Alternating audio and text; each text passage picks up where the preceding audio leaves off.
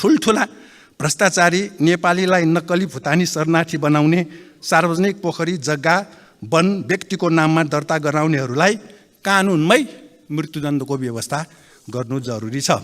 भ्रष्टाचार लगायतका कसुरमा मृत्युदण्डको व्यवस्था गर्नको लागि प्रस्तुत विधेयकमा विरोधको सूचना दर्ता गर्नुभएको सम्बन्धमा मूल कानुनको रूपमा रहेको नेपालको संविधानले नै मृत्युदण्ड दिने गरी कानुन बनाउन नमिल्ने व्यवस्था गरेको कुरा यहाँ स्मरण गराउन चाहन्छु।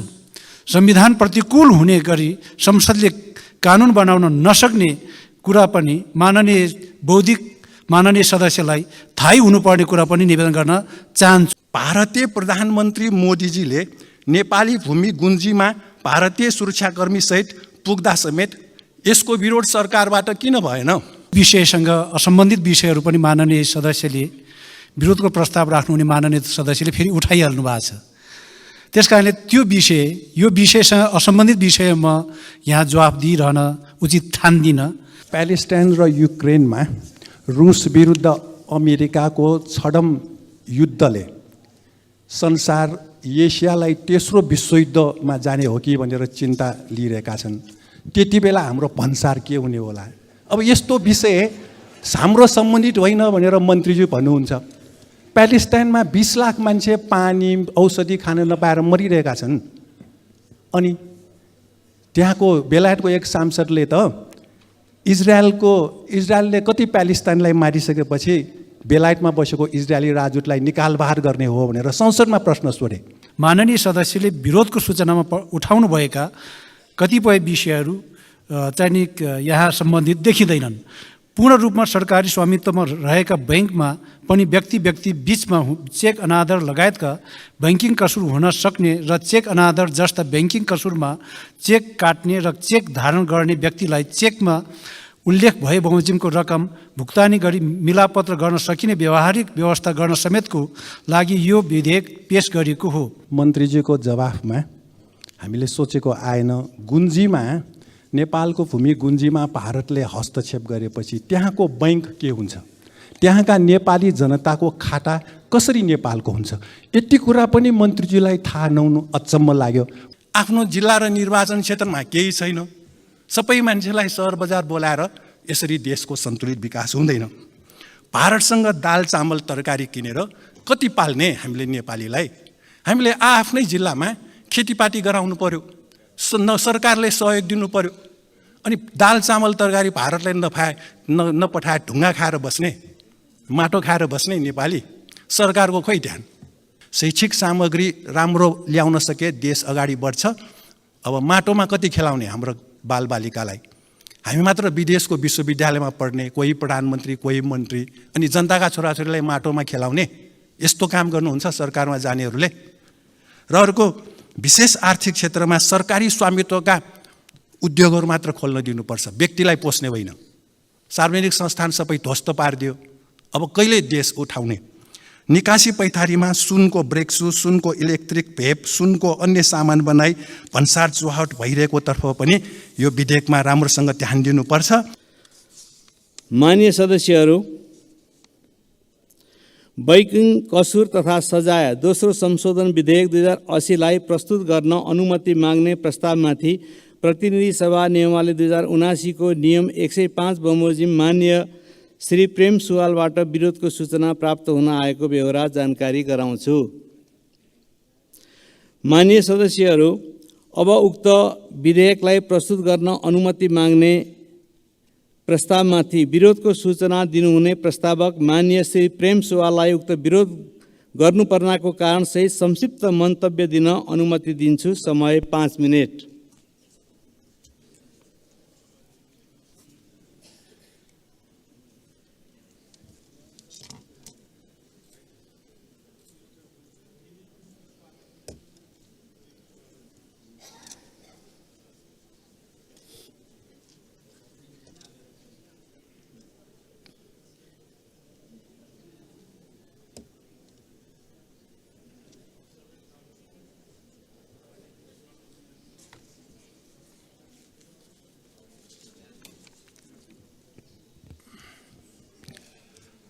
सभामुख महोदय,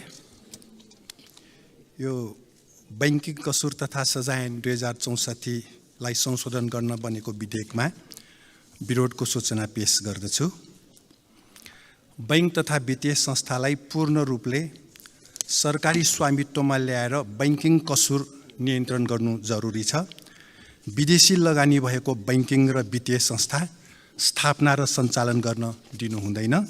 नेपालीको लगानी हुनुपर्छ र विदेशीको लगानीले नाफा जति विदेश लाने, नेपाली गरिब हुने। यो त प्रधानमन्त्रीजीहरू धेरै पटक भइसक्नु भएको छ, उहाँहरूलाई यो अनुभव भएकै कुरा हो नि। त्यसकारण यो विषयलाई ध्यान दिनुपर्छ। नेपालीको सम्पत्तिको सीमाङ्कन गर्ने र विदेशमा सम्पत्ति राख्न नपाउने व्यवस्था गर्नु जरुरी छ।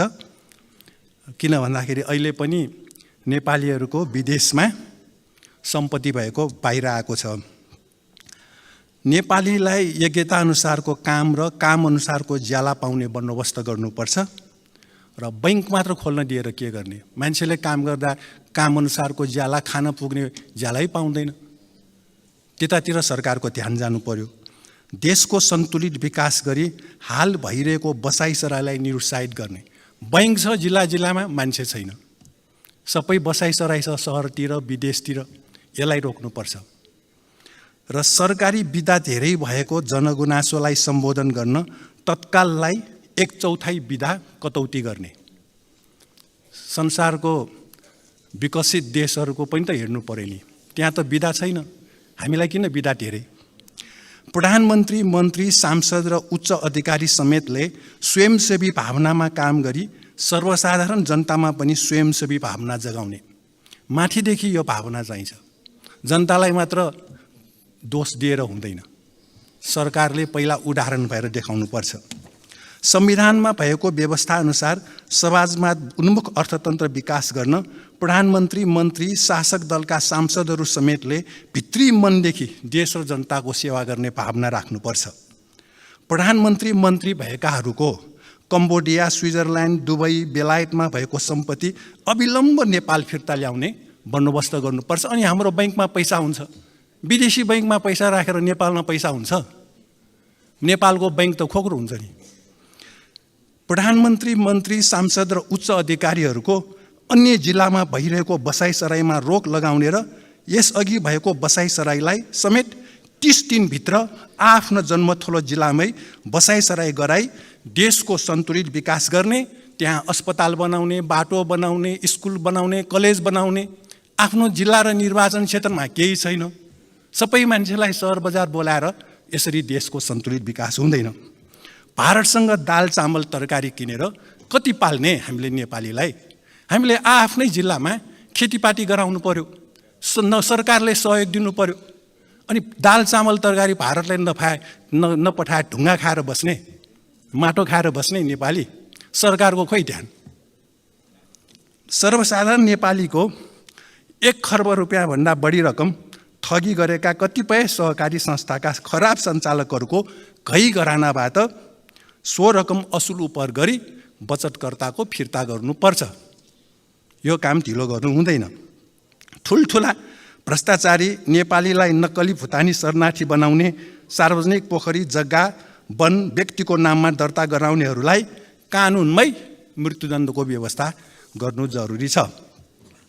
संसदमा भएका राजनीतिक दलहरूको सांस्कृतिक अवसरमा मात्र शुभकामना भेटघाट हुने यो ठिकै हो, तर अरू बेला पनि देश र जनताको समस्या समाधान गर्न यसरी नै बरोबर भेटघाटको आयोजना हुनु पर्यो। अरू विषय नहुने, सांस्कृतिक विषयमा शुभकामना भनेर हात मिलाउनेमा देश राम्रो हुन्छ? हुँदैन नि। प्रजातन्त्र भनेको जीवन पद्धति हो, समस्याको समाधान हो, आर्थिक समानता हो, सामाजिक न्याय हो, देशभक्ति हो। संवैधानिक समाजवादको अर्थ पनि योभन्दा फरक नहोला। भारतीय प्रधानमन्त्री मोदीजीले नेपाली भूमि गुन्जीमा भारतीय सुरक्षाकर्मी सहित पुग्दा समेत यसको विरोध सरकारबाट किन भएन? यसको अर्थ प्रधानमन्त्री पुष्पकमल दाहालजीले नेपाली भूमि गुन्जीमा सरकारको दाबी छाड्नु भएको हो र? यस्तो भए नेपाली जनता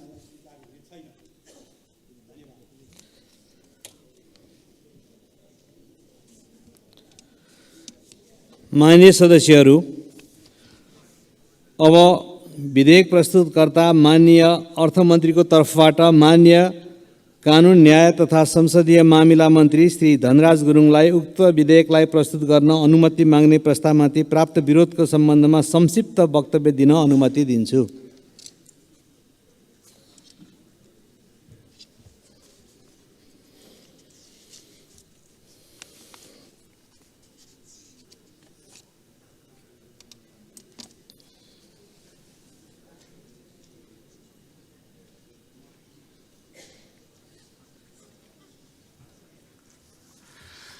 सम्माननीय सभामुख महोदय, बैंकिङ कसुर तथा सजाय ऐन 2064लाई संशोधन गर्न बनेको विधेयक 2080 प्रस्तुत गर्ने अनुमति माग्ने प्रस्तावको विरोधमा पढ्न आएको प्रस्तावका सन्दर्भमा अर्थमन्त्रीजीको तर्फबाट यहाँ यो विषयसँग सम्बन्धित विषय मात्रै माननीय सदस्यले जुन चाहिँ यहाँ आएर राख्नु भएको थियो त्यस विषयमा मात्रै म केन्द्रित भएर उत्तर दिन चाहन्छु।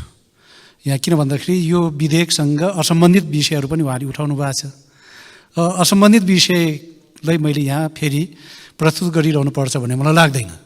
त्यस कारणले गर्दाखेरि सम्माननीय सभामुख महोदय, बैंकिङ तथा वित्तीय प्रणालीको कारोबारमा हुन सक्ने चेक अनादर जस्ता कसुरजन्य कार्यको अनुसन्धान, अभियोजन र कारबाहीलाई व्यवस्थित तथा प्रभावकारी बनाई सो उपर हुने सजाय र अदालती प्रक्रियालाई अझ पारदर्शी तथा सरलीकरण बनाउने सम्बन्धमा कानुनी व्यवस्था गर्न आवश्यक भएकोले नेपाल सरकारले प्रस्तुत विधेयक पेश गर्न लागेको हो।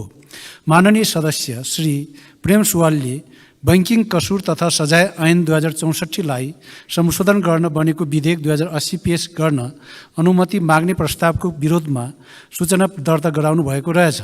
माननीय सदस्यले विरोधको सूचनामा बैंक तथा वित्तीय संस्थालाई पूर्ण रूपले सरकारी स्वामित्वमा ल्याउने, विदेशमा सम्पत्ति राख्न नपाउने, योग्यता अनुसारको काम र काम अनुसारको ज्याला पाउने व्यवस्था गर्ने, बसाई सराईलाई निरुत्साहित गर्ने, सरकारी बिदा कटौती गर्ने, विदेशमा राखिएको सम्पत्ति नेपाल फिर्ता ल्याउने, सहकारी ठगीमा कारबाही गर्ने, गरी रकम असुल उपर गर्ने, भ्रष्टाचार लगायतका कतिपय कसुरमा मृत्युदण्ड दिने व्यवस्था गर्ने कारण उल्लेख गरी यो विधेयकमा विरोध प्रस्तुत गर्नुभएको देखिन्छ। सभामुख महोदय, नेपाल सरकारले पेश गरेको प्रस्तुत विधेयकले चेक अनादर जस्ता कसुरजन्य कार्यको अनुसन्धान, अभियोजन र कारबाहीलाई व्यवस्थित बनाउने गरी विधेयक पेश गरेको हुनाले माननीय सदस्यले विरोधको सूचनामा उठाउनु भएका कतिपय विषयहरू चाहिँ यहाँ सम्बन्धित देखिँदैनन्। पूर्ण रूपमा सरकारी स्वामित्वमा रहेका बैंकमा पनि व्यक्ति बीचमा चेक अनादर लगायतका बैंकिङ कसुर हुन सक्ने र चेक अनादर जस्ता बैंकिङ कसुरमा चेक काट्ने र चेक धारण गर्ने व्यक्तिलाई चेकमा उल्लेख भए बमोजिमको रकम भुक्तानी गरी मिलापत्र गर्न सकिने व्यावहारिक व्यवस्था गर्न समेतको लागि यो विधेयक पेश गरिएको हो। विदेशमा सम्पत्ति राख्न पाउने नपाउने विषय बेग्लै कानुनबाट सम्बोधन हुने विषय भएको, त्यसै गरी ज्याला, बसाई सराई, बिदा कटौती लगायतका विषय सरकारले सम्बन्धित कानुन निर्माण गर्दाका बखत तथा तत्सम्बन्धी नीतिगत व्यवस्था गर्दाका बखत विचार गर्ने विषय हुन्। सहकारी संस्थाको ठगीको सम्बन्धमा सम्बन्धित निकायहरूबाट आवश्यक कारबाही भइरहेको र त्यस्तो ठगी हुन नदिनका लागि सुधारात्मक कानुनी व्यवस्था गर्न सम्मानित सदनमै विधेयक समेत पेश भई छलफलको क्रममा रहेको बेहोरा समेत अनुरोध गर्न चाहन्छु। भ्रष्टाचार लगायतका कसुरमा मृत्युदण्डको व्यवस्था गर्नको लागि प्रस्तुत विधेयकमा विरोधको सूचना दर्ता गर्नुभएको सम्बन्धमा मूल कानुनको रूपमा रहेको नेपालको संविधानले नै मृत्युदण्ड दिने गरी कानुन बनाउन नमिल्ने व्यवस्था गरेको कुरा यहाँ स्मरण गराउन चाहन्छु।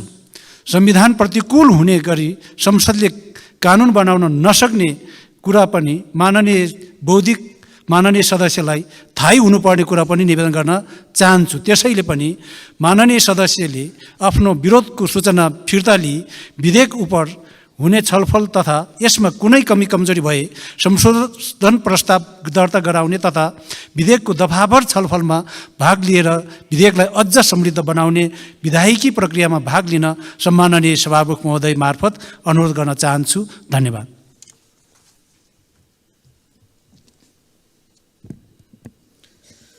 मान्य सदस्यहरू, अब विरोधको सूचना दिनुहुने मान्य श्री प्रेम सुवाललाई आफ्नो विरोधको सूचना फिर्ता लिन चाहनुहुन्छ भने फिर्ता लिन समय दिन्छु। सभामुख महोदय, मन्त्रीजीको जवाफमा हामीले सोचेको आएन। गुन्जीमा, नेपालको भूमि गुन्जीमा भारतले हस्तक्षेप गरेपछि त्यहाँको बैंक के हुन्छ, त्यहाँका नेपाली जनताको खाता कसरी नेपालको हुन्छ, यति कुरा पनि मन्त्रीजीलाई थाहा नहुनु अचम्म लाग्यो। म आफ्नो विरोधको सूचना फिर्ता लिन्न। धन्यवाद। माननीय सदस्य श्री प्रेम सुवालले आफूले दिनुभएको विरोधको सूचना फिर्ता लिन नचाहनु भएकोले उक्त विरोधको सूचनालाई निरार्थ प्रस्तुत गर्दछु। यो प्रस्तावको पक्षमा हुने मान्य सदस्यहरूले हुन्छ भन्नुहोला र यसको विपक्षमा हुने मान्य सदस्यहरूले हुन्न भन्नुहोला। यो प्रस्तावको पक्षमा हुने मान्य सदस्यहरूले हुन्छ भन्नुहोस्। यसको विपक्षमा हुने मान्य सदस्यहरूले हुन्न भन्नुहोस्। हुन्न भन्ने पक्षका मान्य सदस्यहरूको बहुमत भएकोले बैंकिङ कसुर तथा सजाय दोस्रो संशोधन विधेयक 2080 लाई प्रस्तुत गर्न अनुमति माग्ने प्रस्तावमाथि मान्य श्री प्रेम सुवालले प्रस्तुत गर्नुभएको विरोधको सूचना बहुमतले अस्वीकृत भएको घोषणा गर्दछु। मान्य सदस्यहरू, बैंकिङ कसुर तथा सजाय दोस्रो संशोधन विधेयक 2080 लाई अनुमति माग्ने प्रस्तावमाथि प्राप्त विरोधको सूचनाहरू बहुमतले अस्वीकृत भएकोले प्रतिनिधि सभा नियमावली 2079 को नियम 106 बमोजिम बैंकिङ कसुर तथा सजाय दोस्रो संशोधन विधेयक 2080 प्रस्तुत गर्न अनुमति प्राप्त भएको घोषणा गर्दछु।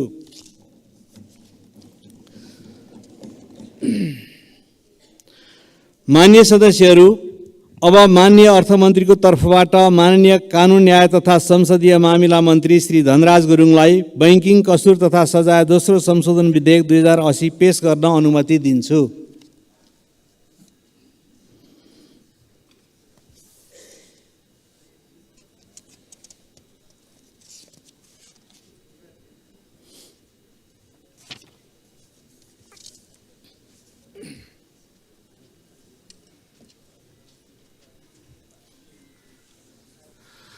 सम्माननीय सभामुख महोदय, बैंकिङ तथा वित्तीय प्रणालीको कारोबारमा हुन सक्ने चेक अनादर जस्ता कसुरजन्य कार्यको अनुसन्धान, अभियोजन र कारबाहीलाई व्यवस्थित तथा प्रभावकारी बनाई सो उपर हुने सजाय र अदालती प्रक्रियालाई अझ पारदर्शी तथा सरलीकरण बनाउने सम्बन्धमा कानुनी व्यवस्था गर्न आवश्यक भएकोले यो विधेयक प्रतिनिधि सभा समक्ष प्रस्तुत गर्दछु। धन्यवाद।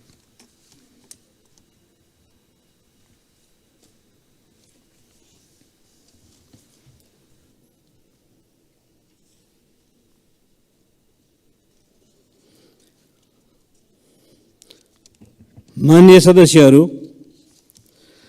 भन्सार विधेयक 2080 लाई प्रस्तुत गर्न अनुमति माग्ने प्रस्तावमाथि प्रतिनिधि सभा नियमावली 2079 को नियम 105 बमोजिम माननीय श्री प्रेम सुवालबाट विरोधको सूचना प्राप्त हुन आएको बेहोरा जानकारी गराउँछु। मान्य सदस्यहरू, अब उक्त विधेयकलाई प्रस्तुत गर्न अनुमति माग्ने प्रस्तावमाथि विरोधको सूचना दिनुहुने प्रस्तावक मान्य श्री प्रेम सुवाललाई उक्त विरोध गर्नुपर्नाको कारणसहित संक्षिप्त मन्तव्य दिन अनुमति दिन्छु। समय 5 मिनेट।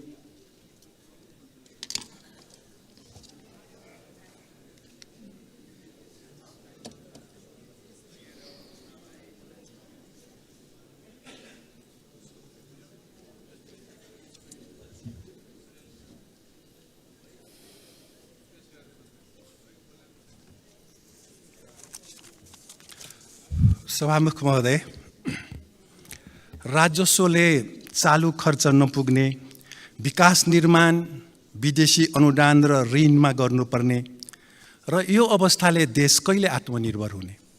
त्यसकारण यो भन्सार कार्यालयका अधिकारीहरूबाट असल नियतको नाममा भइरहेको भन्सार महसुल चुहाटलाई रोक्ने बन्दोबस्त हामीले प्रभावकारी ढङ्गले ल्याउनुपर्छ।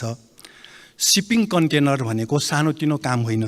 यस्तो सेवा सरकारकै मातहत मात्र हुनुपर्छ। अब व्यक्तिलाई छोडिदिँदाखेरि त्रिभुवन अन्तर्राष्ट्रिय विमानस्थलमा त सुन तस्कर भयो। अब सिपिङ कन्टेनरमा के हुने होला? बम बारुद आउने हो कि? त्यसकारण यो सरकारले मात्र गर्ने हो। यो भन्सार विधेयकमा यो व्यक्तिलाई दर्ता गराएर गर्न दिने बन्दोबस्त ठिक छैन। निकासी वा पैथारीको काम पनि सरकारी निकाय मार्फत हुनुपर्छ। सीमा तस्करी नियन्त्रण यसबाट मात्र हुन सक्छ। व्यक्तिलाई गर्न दिएर सीमा तस्करी नियन्त्रण हुँदैन। महसुल वा जरिवाना वा अन्य कुनै रकम विद्युतीय माध्यमबाट भुक्तानी भएको 6 महिनामा सम्बन्धित व्यक्ति वा कम्पनी कार्यालयमै पुगेर रुजु गराउनुपर्छ। अन्य सरकारी सेवाका कर्मचारीहरू समेत नेताहरूलाई रिश्वत बुझाएर भन्सार कार्यालयमा सरवा भइरहेको जनगुनासो छ। भन्सारमा जान पाएपछि ठिक हुन्छ अरे भनेपछि भन्सार त खराब रहेछ भन्ने कुरा बुझियो नि। त्यहाँ राम्रो बनाउने काम अहिलेसम्मका सरकारहरूले गर्नै सकेन। यसमा आत्मसात गर्नु पर्यो प्रधानमन्त्री मन्त्रीजीहरूले। एकीकृत जाँच चौकी ठेक्कामा भारतीय एकाधिकार पुँजीको प्रभाव छ र अरबौं अरब रुपियाँको सामान निकासी र पैथारीमा हुने भन्सार महसुल छुटको नाममा पनि भ्रष्टाचार भइरहेको छ। सङ्घ प्रदेश र स्थानीय तहको सरकारले सर्वसाधारण जनताको सेवाको लागि पैथारी गर्ने एम्बुलेन्स उपकरण शैक्षिक सामग्रीमा भन्सार छुट दिनुपर्छ। शैक्षिक सामग्री राम्रो ल्याउन सके देश अगाडि बढ्छ। अब माटोमा कति खेलाउने हाम्रो बालबालिकालाई? हामी मात्र विदेशको विश्वविद्यालयमा पढ्ने, कोही प्रधानमन्त्री कोही मन्त्री, अनि जनताका छोराछोरीलाई माटोमा खेलाउने, यस्तो काम गर्नुहुन्छ सरकारमा जानेहरूले। र अर्को विशेष आर्थिक क्षेत्रमा सरकारी स्वामित्वका उद्योगहरू मात्र खोल्न दिनुपर्छ, व्यक्तिलाई पोस्ने होइन। सार्वजनिक संस्थान सबै ध्वस्त पारिदियो। अब कहिले देश उठाउने?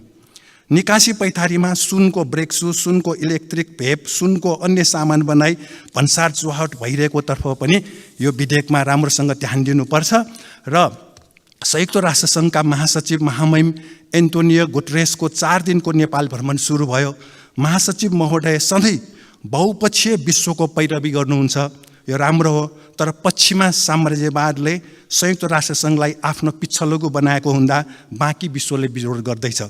महासचिव महोदयलाई यो विषय राम्रोसँग जानकारी गराउनुपर्छ र उहाँको भ्रमण पश्चात 10 वर्षीय गृहयुद्धको न्याय निरूपण हुने दाबी गरिएको छ। हत्या, बेपत्ता, यातना, बलात्कार लगायत अन्तर्राष्ट्रिय कानुन विपरीत मेलमिलापबाट टुङ्ग्याउने सङ्क्रमणकालीन न्यायलाई पीडित पक्षले स्वीकारेको छैन। सडकमा हिँडिरहेका, घरमा बसिरहेका निशस्त्र व्यक्तिहरू उज्जन कुमार श्रेष्ठ, नन्दप्रसाद अधिकारी, कृष्णमोहन श्रेष्ठ, रामहरि श्रेष्ठको हत्या केही उदाहरण हुन्। गृहयुद्धको बेला भारतसँगको खुल्ला सीमा रक्षामा खटिएका नेपाली सुरक्षा चौकी उडाएको र धर्से नक्सा बनाउन सिमानामा पुगेका नेपाली नापी टोलीलाई रोकेको र भारतले एकतर्फी रूपमा नेपाली भूमि हजारौं हेक्टर भारतमा पर्ने गरी धर्से नक्सा तयार गरायो। त्यो नक्साको विरोध गरेका कञ्चनपुरका गोविन्द गौतमलाई भारतीय एसएसबीले हत्या गर्यो। यो विषय पनि महासचिवलाई जानकारी गराउनु जरुरी छ। प्यालेस्टाइनी जनता आफ्नो भूमि र देश रक्षा गर्न 80 वर्षदेखि सङ्घर्ष गर्दैछन्।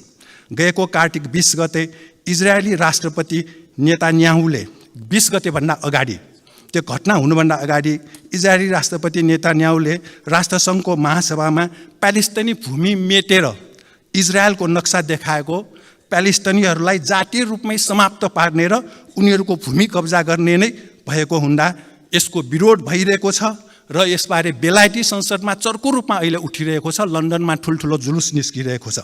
इजरायलका एक मन्त्री र सेना प्रमुख समेतले प्यालेस्टाइनीहरूसँग लडाईँलाई मानव जनावरसँग लडाईँ भएको आरोप लगायो। यस्ता विषयहरू सबै हामीले महासचिवसँग राख्नुपर्छ र हामीले प्यालेस्टाइनीहरूको राजनीतिक सङ्गठन हमासलाई आतङ्कवादी भन्नुहुन्न।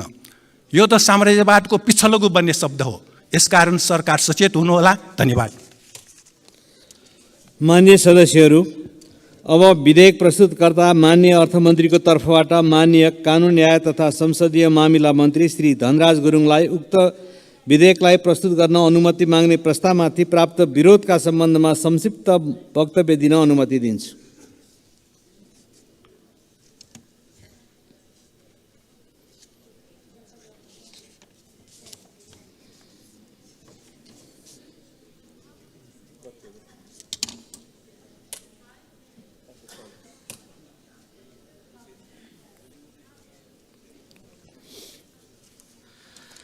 सम्माननीय सभामुख महोदय, भन्सार सम्बन्धी कानुनलाई संशोधन र एकीकरण गर्न बनेको विधेयक 2080 प्रस्तुत गर्ने अनुमति माग्ने प्रस्तावको विरोधमा पर्न आएको प्रस्तावको सन्दर्भमा माननीय अर्थमन्त्रीज्यूको तर्फबाट यहाँ चाहिने म केही कुराहरू प्रस्तुत गर्न चाहन्छु र यस विषयसँग असम्बन्धित विषयहरू पनि माननीय सदस्यले विरोधको प्रस्ताव राख्नुहुने माननीय सदस्यले फेरि उठाइहाल्नु भएको छ। त्यस कारणले यो विषयसँग असम्बन्धित विषयमा यहाँ जवाफ दिइरहन उचित ठान्दिनँ, निवेदन गर्न चाहे। सम्माननीय सभामुख महोदय, भन्सार प्रक्रियालाई व्यवस्थित, पारदर्शी तथा उत्तरदायी बनाई अन्तर्राष्ट्रिय व्यापारलाई सहज तथा सुरक्षित बनाउन र महसुल सङ्कलनमा दक्षता तथा प्रभावकारिता अभिवृद्धि गरी देशको आर्थिक विकासमा टेवा पुर्याउन आवश्यक भएको र नेपालले भन्सारका प्रक्रियाहरूको सरलीकरण एवं सामञ्जस्यकरण सम्बन्धी महासन्धि रिभाइज्ड क्योटो कन्भेन्सनमा सम्मिलन गरिसकेकोले यो महासन्धि बमोजिमका प्रावधानहरूलाई कानुनमा व्यवस्था गरी कार्यान्वयन गर्न र स्वदेशी उद्योगको संरक्षण, निकासी, प्रवर्धन र प्रत्यक्ष वैदेशिक लगानी आकर्षित हुने गरी भन्सारका प्रक्रियाहरूलाई सरल, प्रभावकारी र प्रविधि मैत्री बनाई वैध व्यापारको सहजीकरण र अवैध व्यापारको प्रभावकारी नियन्त्रण गर्न भन्सार सम्बन्धी कानुनलाई संशोधन तथा एकीकरण गर्न आवश्यक भएकोले प्रस्तुत विधेयक पेश गर्न लागि हो। माननीय सदस्य श्री प्रेम सुवालले भन्सार सम्बन्धी कानुनलाई संशोधन र एकीकरण गर्न बनेको विधेयक 2080 पेश गर्न अनुमति माग्ने प्रस्तावको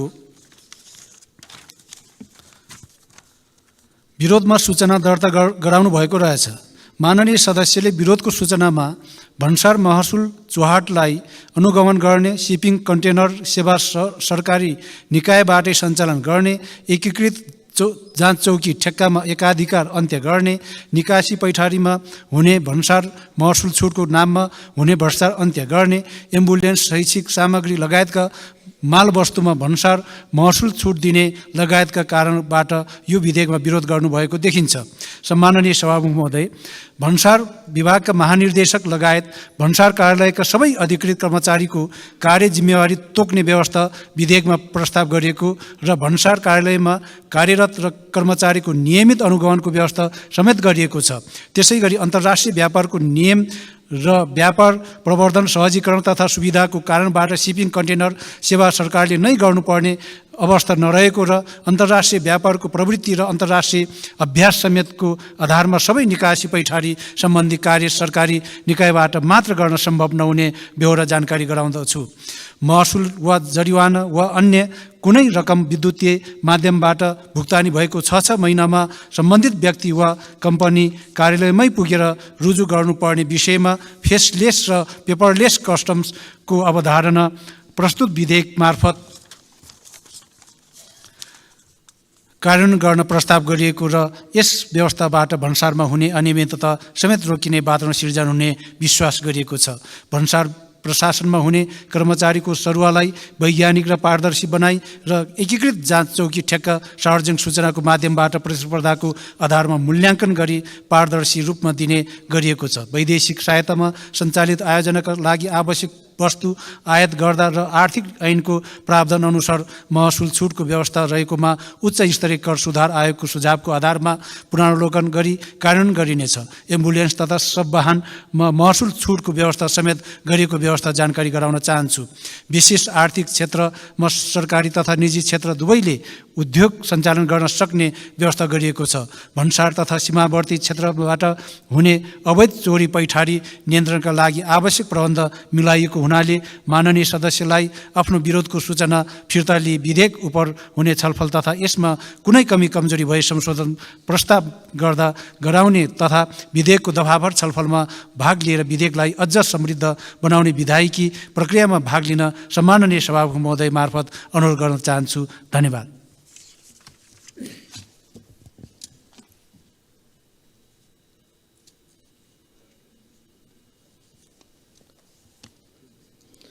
मान्य सदस्यहरू, अब विरोधको सूचना दिनुहुने मान्य श्री प्रेम सुवाललाई आफ्नो विरोधको सूचना फिर्ता लिन चाहनुहुन्छ भने फिर्ता लिन समय दिन्छु। सभामुख महोदय, प्यालेस्टाइन र युक्रेनमा रुस विरुद्ध अमेरिकाको छडम युद्धले संसार एसियालाई तेस्रो विश्वयुद्धमा जाने हो कि भनेर चिन्ता लिइरहेका छन्। त्यति बेला हाम्रो भन्सार के हुने होला? अब यस्तो विषय हाम्रो सम्बन्धित होइन भनेर मन्त्रीज्यू भन्नुहुन्छ। प्यालेस्टाइनमा 20 लाख मान्छे पानी औषधि खान नपाएर मरिरहेका छन्। अनि त्यहाँको बेलायतको एक सांसदले त इजरायलले कति प्यालेस्टाइनलाई मारिसकेपछि बेलायतमा बसेको इजरायली राजदूतलाई निकाल बाहर गर्ने हो भनेर संसदमा प्रश्न सोधे। हामी पनि यहाँ हामीले पनि सोध्नु जरुरी छ। त्यसकारण सभामुख महोदय, मैले आफ्नो यो विरोधको सूचना फिर्ता नलिने जानकारी गराउन चाहन्छु। धन्यवाद। मान्य श्री प्रेम सुवालले आफूले दिनुभएको विरोधको सूचना फिर्ता लिन नचाहनु भएकोले उक्त विरोधको सूचनालाई निर्णयार्थ प्रस्तुत गर्दछु। यो प्रस्तावको पक्षमा हुने मान्य सदस्यहरूले हुन्छ भन्नुहोला र यसको विपक्षमा हुने मान्य सदस्यहरूले हुन्न भन्नुहोला। यो प्रस्तावको पक्षमा हुने मान्य सदस्यहरूले हुन्छ भन्नुहोस्। यसको विपक्षमा हुने मान्य सदस्यहरूले हुन्न भन्नुहोस्। हुन्न भन्ने पक्षका मान्य सदस्यहरूको बहुमत भएकोले भन्सार विधेयक 2080 लाई प्रस्तुत गर्न अनुमति माग्ने प्रस्तावमाथि मान्य श्री प्रेम सुवालले प्रस्तुत गर्नुभएको विरोधको सूचना बहुमतले अस्वीकृत भएको घोषणा गर्दछु। मान्य सदस्यहरू, भन्सार विधेयक 2080 लाई अनुमति माग्ने प्रस्तावमाथि प्राप्त विरोधको सूचनाहरू बहुमतले अस्वीकृत भएकोले प्रतिनिधि सभा नियमावली 2079 को नियम 106 बमोजिम भन्सार विधेयक 2080 प्रस्तुत गर्न अनुमति प्राप्त भएको घोषणा गर्दछु। मान्य सदस्यहरू, अब मान्य अर्थमन्त्रीको तर्फबाट मान्य कानुन न्याय तथा संसदीय मामिला मन्त्री श्री धनराज गुरुङलाई भन्सार विधेयक 2080 पेश गर्न अनुमति दिन्छु।